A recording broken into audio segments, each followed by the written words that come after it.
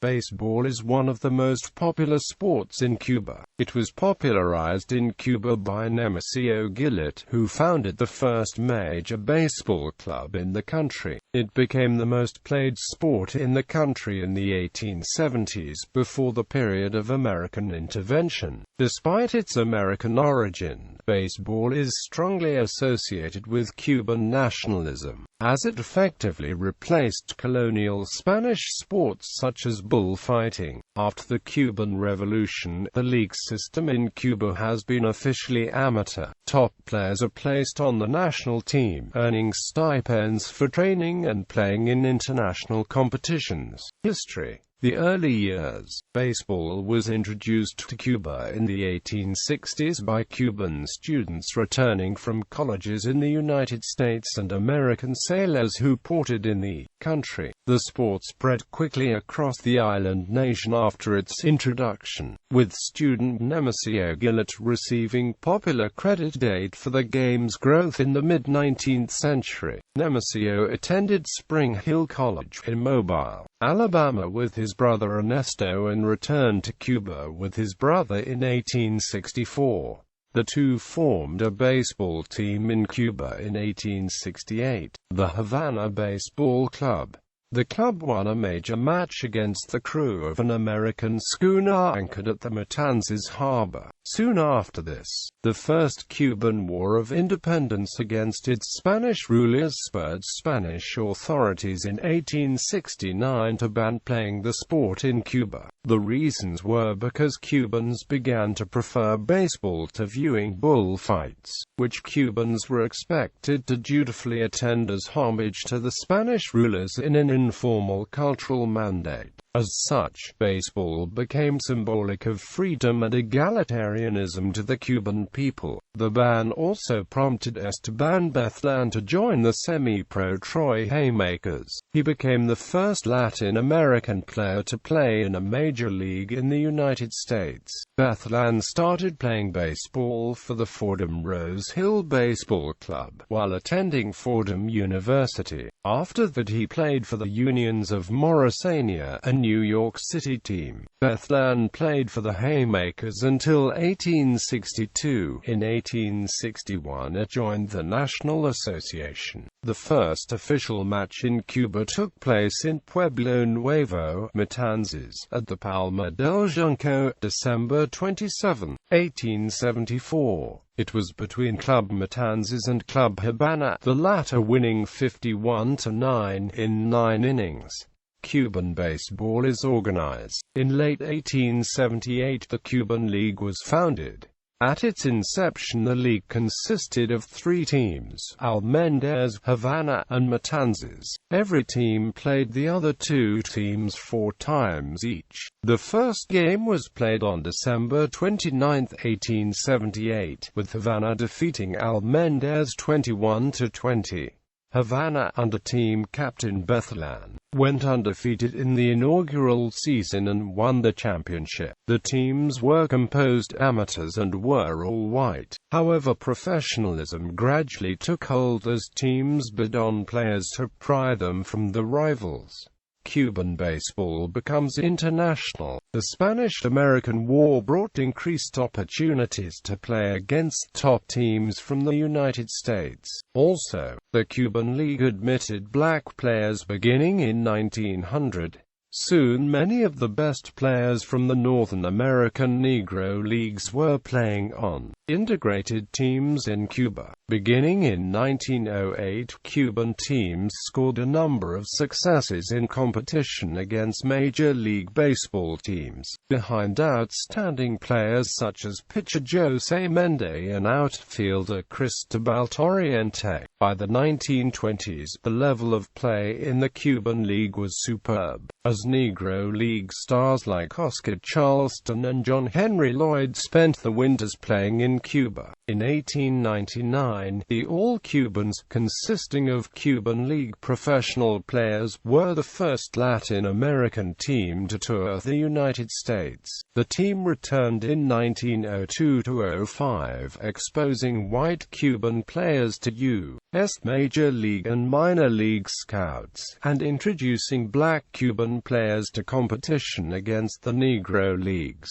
Later Negro League teams included the Cuban Stars and the New York Cubans, which were stocked mostly with Cuban or other Latin American players. Amateur baseball in Cuba. Amateur baseball in Cuba was thriving in the 1940s and deepened the organization and maturity of the league. There were several amateur leagues in Cuba. Many of the leagues were composed of factory or businesses workers who represented their individual companies. Main sources of talent for Cuban baseball teams were from sugar mill baseball, semi-professional teams, and the amateur leagues. Original amateur teams represented exclusive social clubs in the Havana area, such as the Venado Tennis Club. The term amateur baseball is defined as specifically the game played by social clubs who played in the amateur league. Cubans refer to this league as Los Amateurs. The growth of amateur baseball can be attributed to the economic recovery in Cuba around 1934.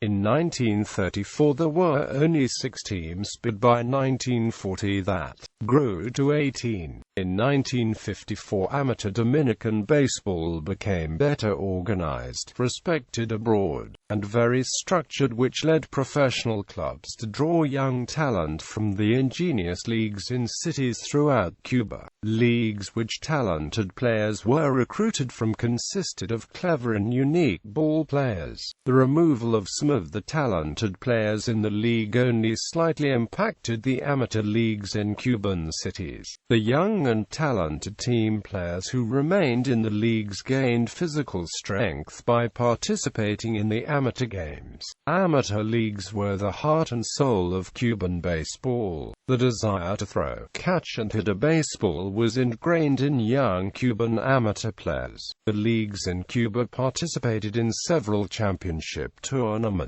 Cuban males were inclined to participate in the amateur leagues because they were an outlet from the everyday stresses they experienced in both work and family life. The passion of amateur play was not controlled by money or international recognition. One major form of amateur baseball in Cuba was sugar mill baseball.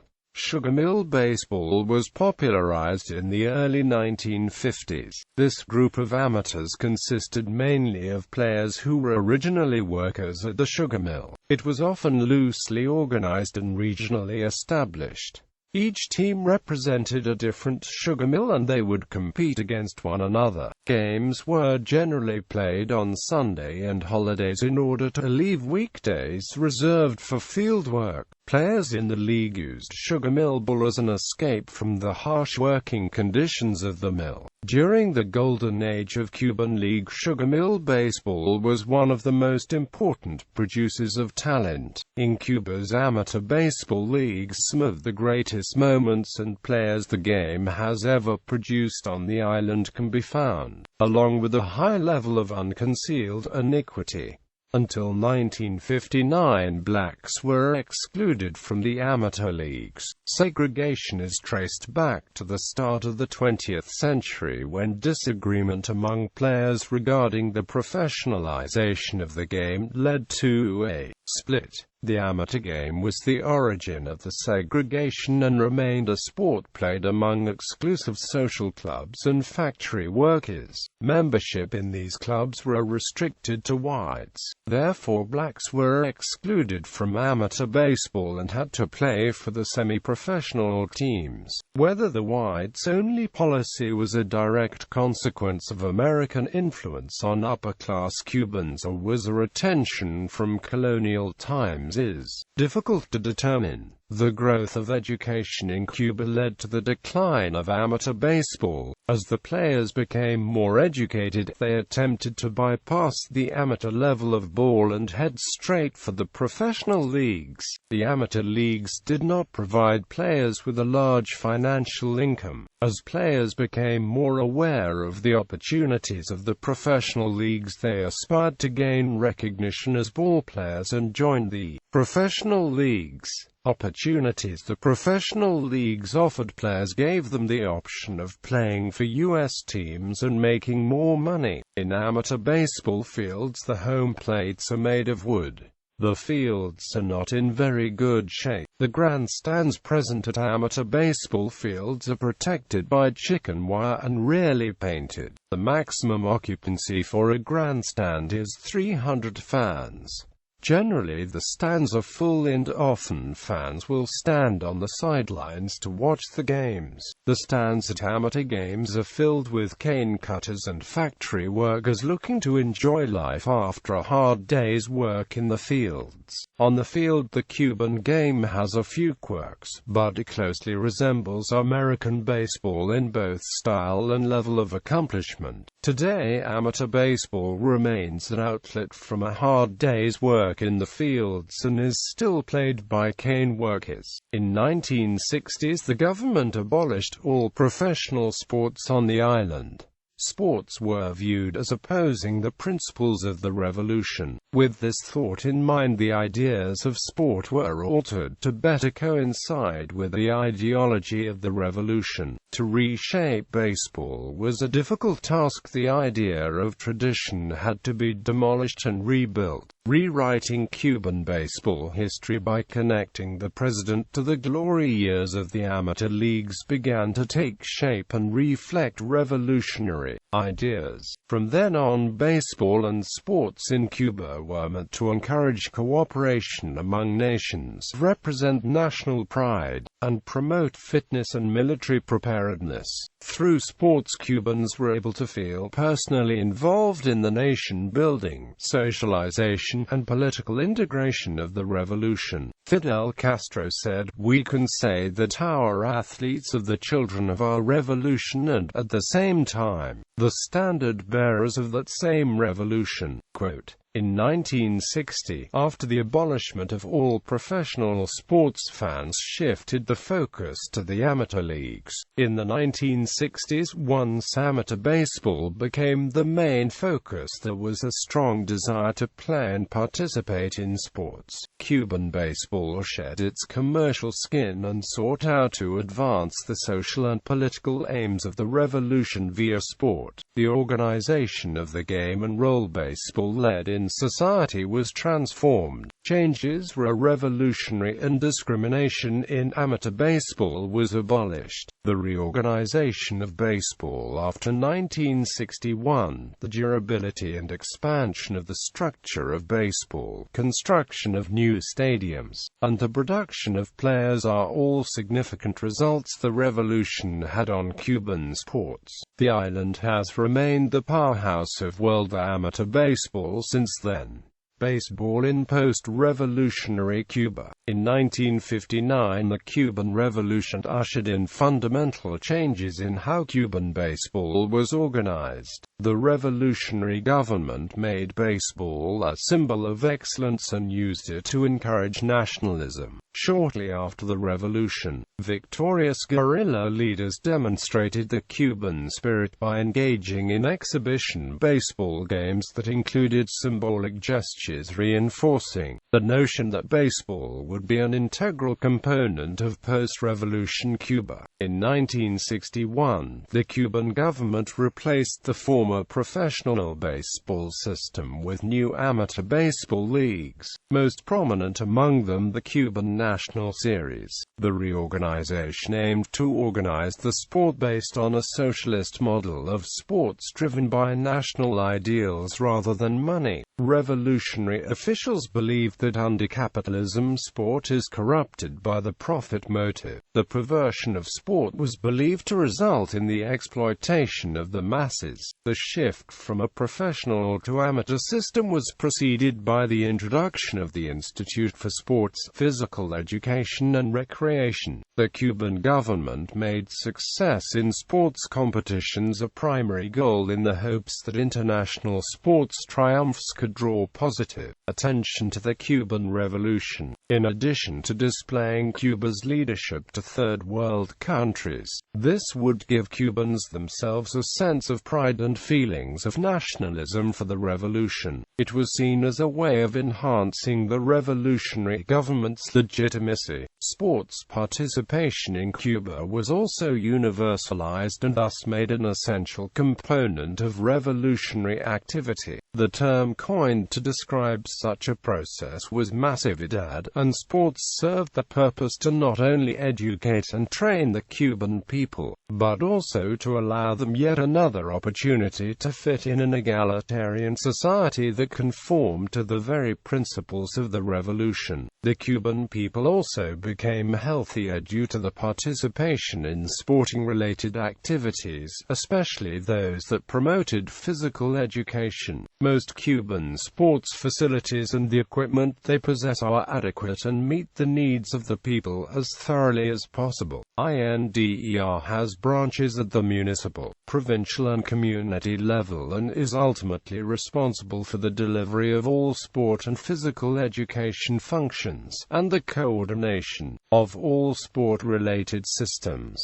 structures and services delivered by political, health, cultural, community development, education and sports agencies and institutions that traditionally function independently of each other. Although sport in general underwent a huge transformation after the revolution, it is still imperative to note that baseball continued to play a pivot role. After all, it was Cuba's bloodline and was easy to pick up and play since it required less conditioning and more focus on the crafting skills of hitting, pitching, and strategy. Sports other than baseball retain some popularity in Cuba, including boxing and soccer, and the government continues to consider an athlete in fulfillment his or her duty as a Cuban citizen regardless of the sport pursued. As mentioned earlier, sport in post-revolutionary Cuba was utilized to not only improve health, but in doing so citizens have become more prepared in terms of self-defense in light of hostile policies, at least in the early days of the revolution by the United States.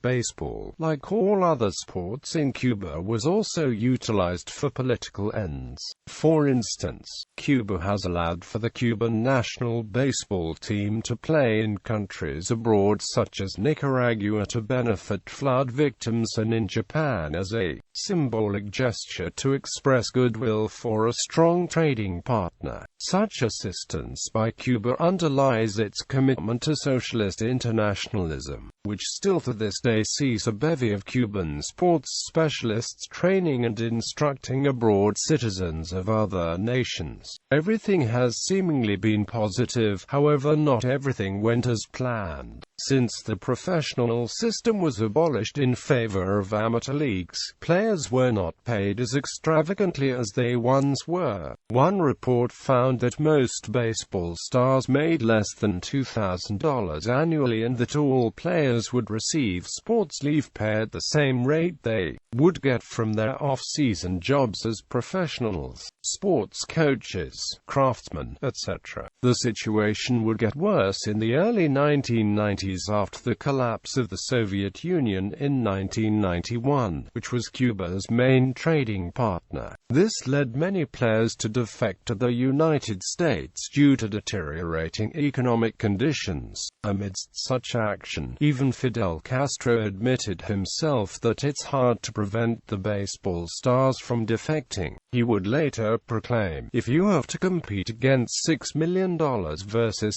3,000 Cuban pesos, you cannot win." Quote, Other problems included bribery scandals in which coaches and player alike would fix games, which subsequently led to them being banned from baseball in Cuba. Following the collapse of the Soviet Union, there were also instances in Cuba where baseball games would be cancelled due to power outages, and most people chose to watch games from the home, since it seemed more feasible to do so. The situation was so bad that pitchers in-game would often have to exchange cleats with the pitcher, who would have to pitch in the next half inning. Resources even as minute as baseball cleats were scarce during this very time. The Cuban government to this very day is also somewhat hostile in relation to the players that did defect in the 1990s. Resumed exhibitions. In 1999, the Cuban national baseball team played a two-game exhibition series against the Baltimore Orioles of Major League Baseball. This marked the first time the Cuban national team played against an MLB team, and the first time an MLB team played in Cuba since 1959. The Orioles won the first game, which was held in Havana, while the Cuban national team won the second game, which was held in Baltimore. In December 2014, the United States and Cuba began to re-establish diplomatic relations. MLB Commissioner Rob Manfred entered into discussions to hold an exhibition game between the MLB team and the Cuban national team in 2016. The Tampa Bay Rays played the Cuban national baseball team on March 22, 2016 in Havana's Estadio Latinoamericano. The Tampa Bay Rays defeated the Cuban national baseball team by a score of 4-1.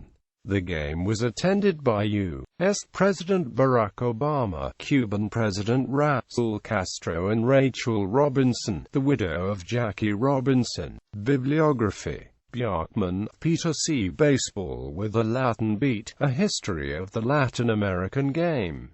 Jefferson, N.C., London. McFarland, 1994. Gonzalez Echeverria, Roberto. The Pride of Havana, A History of Cuban Baseball. New York, Oxford Univ. Press, 1999. Jamail, Milton Henry. Full Count, Inside Cuban Baseball. Writing Baseball. Carbondale, Ill. Edwardsville, Ill. Southern Illinois Univ.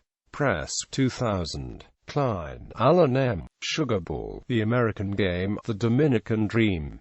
New Haven, Con. Yale University Press, 1991. Patavino, Paula. Revolutionary Sport. The Cuba Reader, History, Culture, Politics. Ed. Chomsky, Carr, and Smallcolour. Durham, Duke University Press, 2004. 192-200. Print. Wendell, Tim, Bob Costas, and Victor Baldazon. The New Face of Baseball. The 100-Year Rise and Triumph of Latinos in America's Favorite Sport. New York, Rayo, 2004. Yanakis, Andrew, and Merrill J. Melnick. Contemporary Issues in Sociology of Sport. Champaign, Illinois, Human Kinetics, 2001. Baird, K. Cuban Baseball, Ideology, Politics, and Market Forces. Journal of Sport and Social Issues, 29, 164-183.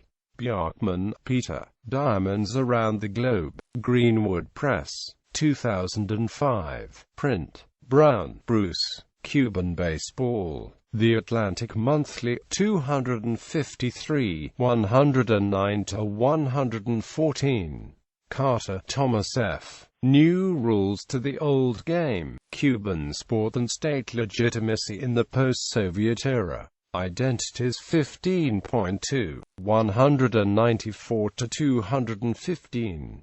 Human Resource Development. Second meeting of the Human Resource Development in Sport Committee.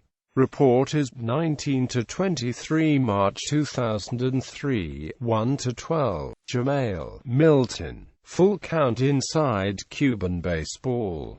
Southern Illinois University, 2000. Print. Paula Petavino and Amp. Geraldine Pye. Revolutionary Sport. The Cuba Reader. Ed. Avita Chomsky, Barry Carr, and Amp. Pamela Maria Smolkaloff. Duke University Press. London, 2003. Print. Paula Petavino and Amp. Philip Brenner. The Role of Sports in Cuba's Domestic and International Policy. Cuba Briefing Paper 21, 1-11. Petavino, Paula. Cuban Sports Saved by Capitalism. Report on Sport and Society, 37, 27-32. By Geraldine. The Ideology of Cuban Sport. Journal of Sport History, 13, 119-127. Steve Fainaru and Amp. Ray Sanchez. Emigration in the Special Period. The Cuba Reader. Ed. Avita Chomsky, Barry Carr, and Amp. Pamela Maria Smolkaloff. Duke University Press. London, 2003. Print. Wysocki, David. Fidel Castro's Game, Baseball and Cuban Nationalism. The Chico Historian 19-143-157.